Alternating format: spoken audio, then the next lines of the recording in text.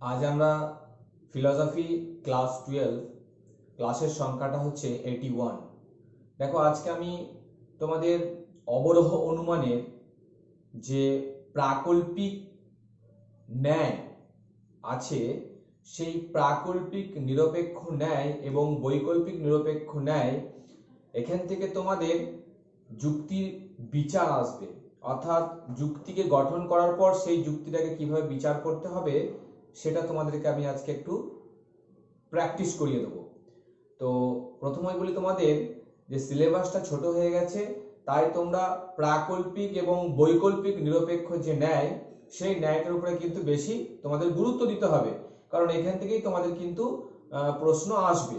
তো দেখো তোমাদের আজকে আমি একটা প্র্যাকটিস সেট, আমি একটা প্রশ্ন আমি কিভাবে উত্তর করতে হবে সেই উত্তরটার যে শুরু থেকে শেষ অবধি আমি যে টেকনিকগুলো ইউজ করব সেগুলো তোমরা কিন্তু দেখবে, এবং কিভাবে একটা দোষকে বিচার করতে হয় সেই বিচারটাও কিন্তু আমি তোমাদের বলে দেবো। তো তোমরা কিন্তু ভিডিওটা ফলো করবে। দেখো আমি অলরেডি একটা যুক্তি নিয়ে নিয়েছি, যেখানে তোমরা দেখতে পাচ্ছ যে কোপার্নিকাস ঠিক কেবল টলেমি ভুল হয়। বলছে কোপার্নিকাস ঠিক কেবল যদি টলেমি ভুল হয়, কোপার্নিকাস ঠিক সুতরাং টলেমি ভুল। দেখো এখানে সবসময় মনে রাখতে হবে, আমরা যখনই এই ধরনের যুক্তি আসবে আমাদেরকে সিদ্ধান্তকে লিখবো, আমরা অপ্রধান আশ্রয় বাক্য কি হয় সেটা লিখবো এবং আমরা প্রধান আশ্রয় বাক্য লিখবো। তাহলে প্রধান আশ্রয় বাক্য, অপ্রধান আশ্রয় বাক্য এবং সিদ্ধান্ত, এই তিনটে স্টেপটা কিন্তু তোমাদের মনে রাখতে হবে যে প্রধান আশ্রয় বাক্যে কোন বিষয়টা আমাকে লিখতে হবে, অপ্রধান আশ্রয় বাক্যে আমাকে কোন বিষয়টা লিখতে হবে এবং সিদ্ধান্ত আমাকে কোন বিষয়টা লিখতে হবে। দেখো প্রাকল্পিক নিরপেক্ষ ন্যায় কাকে বলে? প্রাকল্পিক বচনটা হচ্ছে যদি তাহলে শব্দ দ্বারা যুক্ত বচনটা হচ্ছে প্রাকল্পিক বচন। আর প্রাকল্পিক নিরপেক্ষ ন্যায় হচ্ছে যে প্রাকল্পিক বচনে, অর্থাৎ প্রধান আশ্রয় বাক্যটা হবে প্রাকল্পিক বচন আর অপ্রধান আর সিদ্ধান্তটা হবে নিরপেক্ষ বচন, সেই ন্যায়কে বলবো আমরা প্রাকল্পিক নিরপেক্ষ ন্যায়। তাহলে আমরা প্রথমে প্রধান আশ্রয় বাক্যটা করব কি, প্রাকল্পিক বচন করব, আর সিদ্ধান্তটা আর অপ্রধান আশ্রয় বাক্যটা করব কি না নিরপেক্ষ বচন। তাহলে দেখো আমরা শুরু করছি। কোপার্নিকাস ঠিক কেবল যদি টলেমি ভুল হয়, তাহলে এটাই হচ্ছে প্রাকল্পিক বচন, এই যে যদি আর তাহলে কোপার্নিকাস ঠিক কেবল যদি টলেমি ভুল হয়। তাহলে আমরা এখানে কি করব, যদি কোপার্নিকাস এর কথা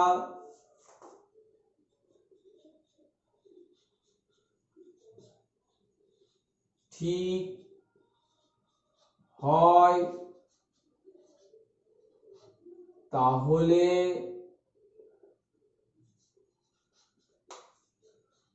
টলেমি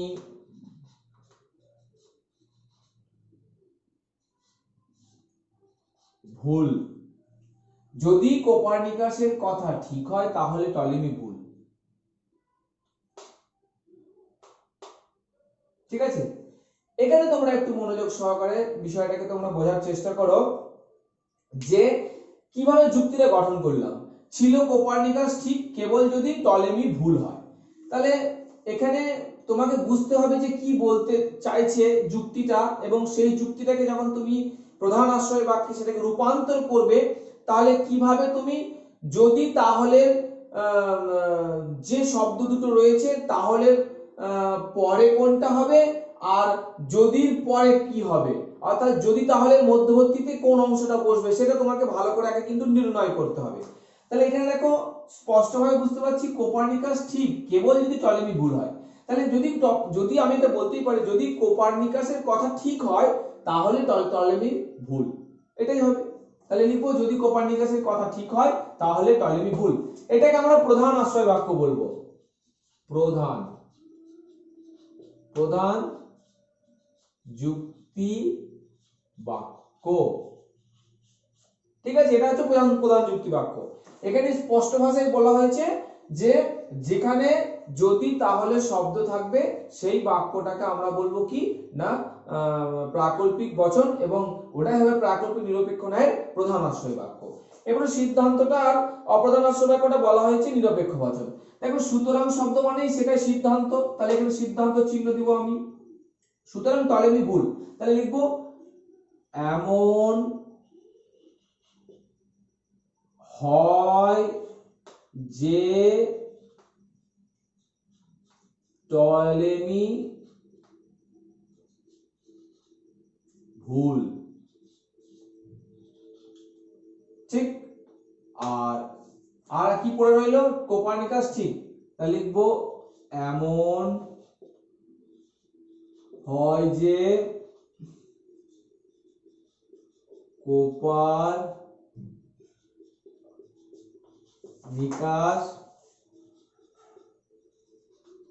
ঠিক। ঠিক আছে, এখানে দেখো তোমরা এই যদি তাহলে মধ্যবর্তী অংশ এখানে একটা আছে, আর তাহলে পরের অংশটা আছে, এটাকে আমরা বলবো পূর্বগ, আর এটাকে বলবো আমরা অনুগ। আমি তোমাদের আগেই বলে দিয়েছি। আচ্ছা, এবার দেখো আমরা আগে চিহ্নিত করব যে যদি তাহলে মধ্যবর্তী অংশটাকে কি বলা হয় আর তাহলে পরের অংশটাকে কি বলা হয়। আমি তোমাদের পূর্বের ক্লাসে অলরেডি তোমাদের বিষয়টাকে আমি আলোচনা করে দিয়েছি, তাও আরেকবার বলে দিই।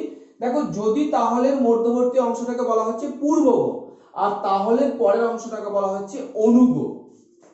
তাহলে একটা প্রাকল্পিক নিরপেক্ষ বচনের মধ্যে আমরা প্রধান আশ্রয় বাক্যে দুটো অংশ পাচ্ছি, একটা হচ্ছে পূর্বগ অংশ আর একটা হচ্ছে অনুগ অংশ। পূর্ব অংশটা হচ্ছে যদি তাহলে মধ্যবর্তী, আর তাহলে পরেরটাকে বলা হচ্ছে অনুগ। এরপরে দেখো এই যে পূর্বগ অনুগ আর অপ্রধান আর প্রধান আশ্রয় বাক্য, অপ্রধান আর সিদ্ধান্তের কোথায় আছে? কোপার্নিকাস ঠিক, তাহলে এখানে দেখো কোপার্নিকাস, তাহলে এটা হচ্ছে পূর্বগ। বেশ, আর টলেমি ভুল, টলেমি ভুল এটা হচ্ছে অনুগ। অনুগ, ঠিক আছে। এরপর দেখো আমরা যুক্তিটাকে বিচার করব, অর্থাৎ এই যুক্তিটা কোন দোষের আবির্ভাব হয়েছে বা কোন দোষের আবির্ভাব হতে পারে এটা আমরা বিচার করব।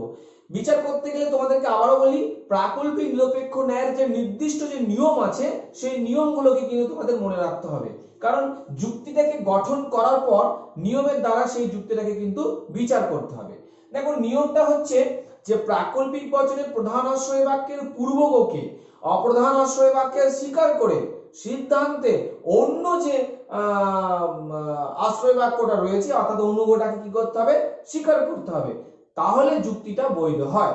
আবার একবার বলছি, প্রধান আশ্রয় বাক্যের প্রাকল্পিক নিরপেক্ষ ন্যায়ের প্রথম নিয়মটা হচ্ছে যে প্রাকল্পিক নিরপেক্ষ ন্যায়ের প্রধান আশ্রয় বাক্যের পূর্বগ, অর্থাৎ এইটা পূর্বগ, তাহলে এই পূর্বগটাকে অপ্রধান আশ্রয় বাক্যে স্বীকার করতে হবে। তাহলে দেখো পূর্বগ কি বলা হয়েছে? যদি কোপার্নিকাসের কথা ঠিক হয়, এটা হচ্ছে পূর্বগ। এই পূর্বগকে অপ্রধান আশ্রয় বাক্যে, অর্থাৎ এটাকে বলবো আমরা অপ্রধান আশ্রয় বাক্য, লিখে নাও অপ্রধান, আর এটা হচ্ছে সিদ্ধান্ত। সিদ্ধান্ত, তাহলে দেখো পূর্বগকে প্রধান আশ্রয় বাক্যের পূর্বগকে অপ্রধান আশ্রয় বাক্যে কি করা হচ্ছে? স্বীকার করে নেওয়া হচ্ছে। তাহলে স্বীকার করে সিদ্ধান্তে অন্য যে আরেকটা আশ্রয় বাক্য রয়েছে যেটাকে অনুগ বলছি আমরা, এই অনুগটা সিদ্ধান্তে স্বীকার করতে হবে। অর্থাৎ পূর্বগ অপ্রধান আশ্রয় বাক্যে স্বীকার করা হবে, আবার প্রধান আশ্রয় বাক্যের অনুগ সিদ্ধান্তে স্বীকার করা হবে। এই ধরনের যদি তোমার কোনো নিরপেক্ষ ন্যায় অর্থাৎ কোনো প্রাকল্পিক ন্যায় যদি বিচার করার সময় যদি মেনে নেয় নিয়মটা, প্রাকল্পিক বচনের যে নিয়ম সেই নিয়মটা যদি মেনে নেয় তাহলে যুক্তিটা বৈধ হবে, এবং যুক্তিটাকে বৈধ হলে আমরা যুক্তিটাকে কি বলবো না এই বৈধ যুক্তিকে আমরা বলবো কি? MP modus ponens. ঠিক আছে, তাহলে দেখো এইটা হচ্ছে বৈধ যুক্তি, এটাকে আমরা বলবো, লিখে দেবো বৈধ, বৈধ যুক্তি এমপি মডাস পনেন্স। ঠিক আছে, আমি তোমাদের আগে এটা প্র্যাকটিস করিয়ে দিয়েছি। তাহলে দেখো আবার একবার তোমাদের বলে দিয়েছি, শুধু লিখতে হবে বিচারের যে উক্ত যুক্তিটি, তোমরা লিখবে এখানে বিচার, পয়েন্ট করবে বিচার, তোমরা বিচারে পয়েন্ট লিখবে যে উক্ত প্রাকল্পিক নিরপেক্ষ ন্যায়টি বৈধ এমপি, কারণ নিরপেক্ষ ন্যায়ের নিয়ম অনুসারে বলা হয়েছে যে প্রাকল্পিক বচনে প্রধান আশ্রয় বাক্যের পূর্বগকে অপ্রধান আশ্রয় বাক্যে স্বীকার করে সিদ্ধান্তে অনুগকে স্বীকার করা চলে। উক্ত ন্যায়টি অর্থাৎ উক্ত ন্যায়টি বৈধ কারণ নিয়ম মেনেছে, তাই যুক্তিটি আমরা বৈধ এমপি বলে চিহ্নিত করলাম। এটা তোমরা আমি তোমাদের আগের ক্লাসে অলরেডি তোমাদের আমি বলে দিয়েছি। তো এইটা তোমাদের কিন্তু এইভাবে তোমাদের লিখতে হবে। এরপর ধরো কোনো কারণে যদি এই ন্যায়টা অবৈধ হয়ে যায়, অর্থাৎ আমি যদি এখানে দেখতে পাচ্ছি যে এই যে ধরো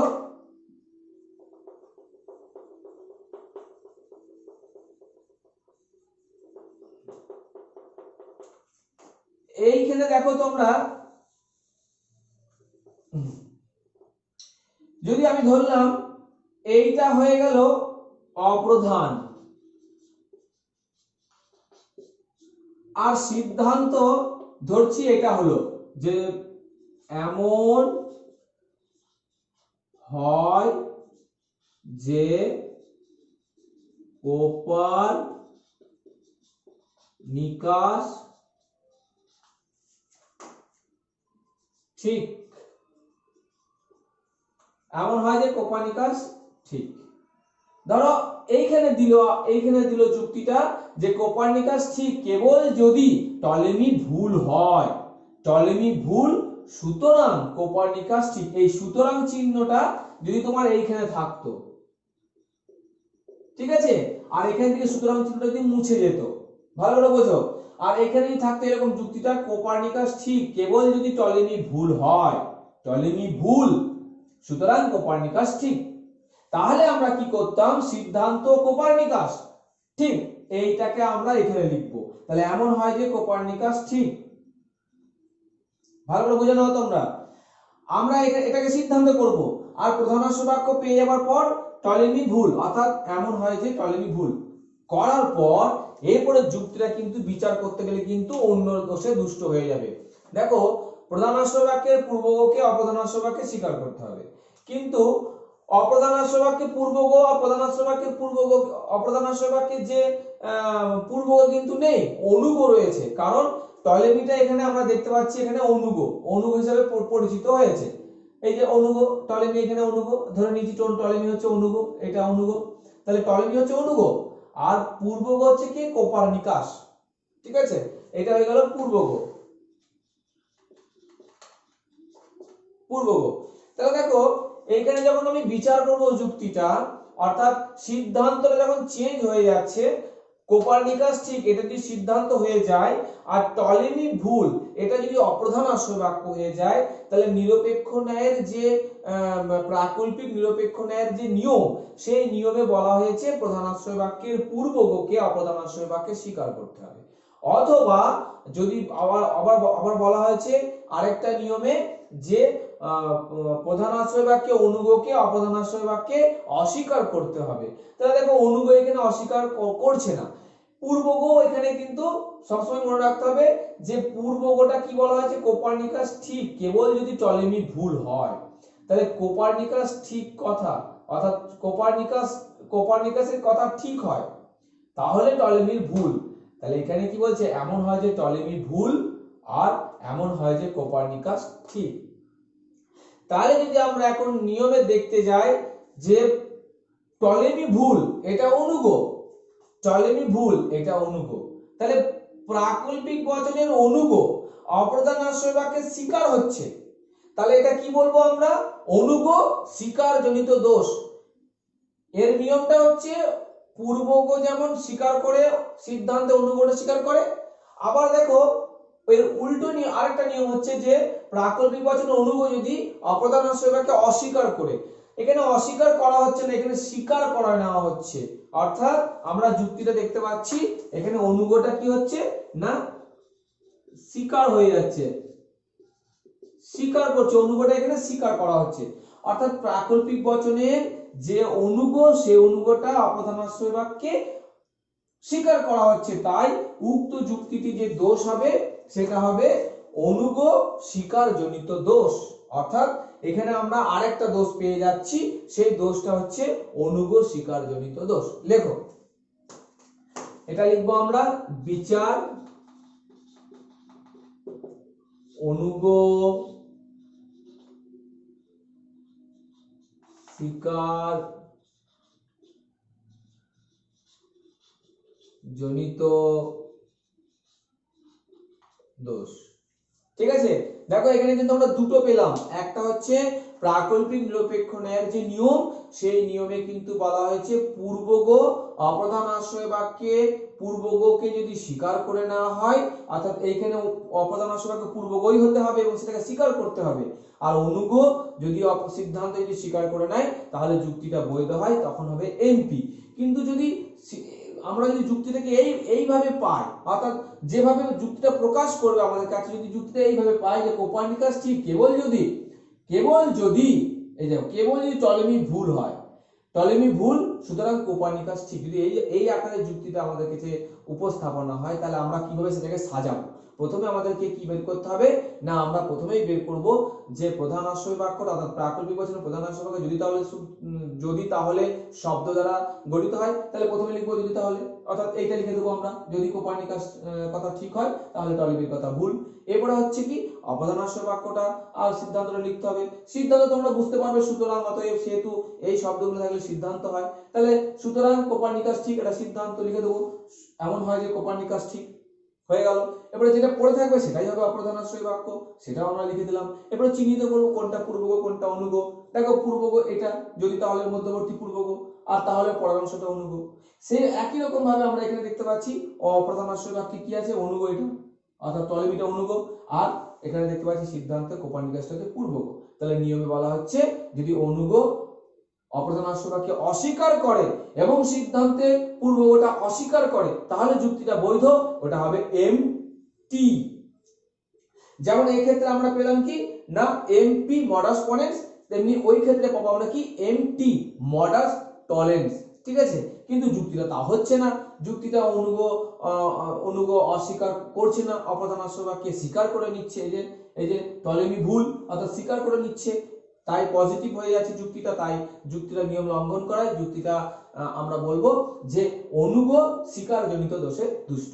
তাহলে এইভাবে আমরা যুক্তিগুলোকে বিচার করব, বিচার করার পর আমরা লিখব কি না উক্ত যুক্তিটি অনুগ স্বীকার জনিত দোষে দুষ্ট হয়েছে, কারণ প্রাকল্পিক নিরপেক্ষ ন্যায়ের নিয়ম অনুসারে বলা হয়েছে যে প্রাকল্পিক বচনের অনুগ অপ্রধান আশ্রয় বাক্যে অস্বীকার করে সিদ্ধান্তে পূর্বগকে অস্বীকার করতে হবে, কিন্তু উক্ত যুক্তিটা আমরা দেখতে পাচ্ছি যে প্রাকল্পিক বচনের অনুগ অপ্রধান আশ্রয় বাক্যে স্বীকার করে সিদ্ধান্ত অনুগকে স্বীকার করছে, তাই যুক্তিটি অর্থাৎ নিয়ম লঙ্ঘন করায় যুক্তিটি অনুগ স্বীকার জনিত দোষে দুষ্ট হয়েছে। বাস এইটুকু লিখলেই তোমরা কিন্তু যুক্তিটা কমপ্লিট হয়ে গেল। তাহলে যাই হোক এইভাবে তোমরা প্র্যাকটিস করো, তাহলে তোমাদের প্রাকল্পিক এবং বৈকল্পিক নিরপেক্ষ ন্যায়গুলো তোমরা সহজেই করতে পারবে। তোমরা প্রতিদিন প্র্যাকটিস করো, তাহলেই হবে। আমি তোমাদের মাঝে মাঝে এক একটা করে প্র্যাকটিস সেট করিয়ে দেবো। ঠিক আছে, আজকে এই